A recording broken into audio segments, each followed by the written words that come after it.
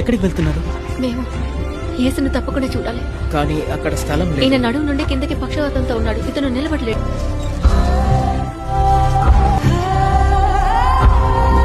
మీ చిత్తం అయితే బోధకుడా మీరు చేయగలరు. విశ్వాసం అందమైనది.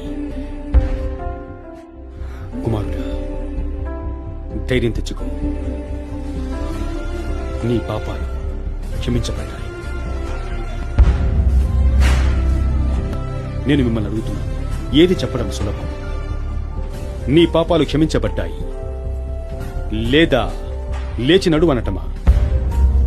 ఏదైనా చెప్పడం సులభం కదా.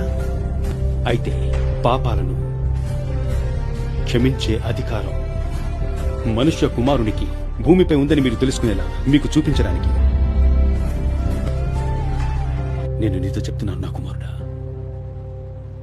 లెగు, నీ పరుపు తీసుకుని ఇంటికి వెళ్ళు.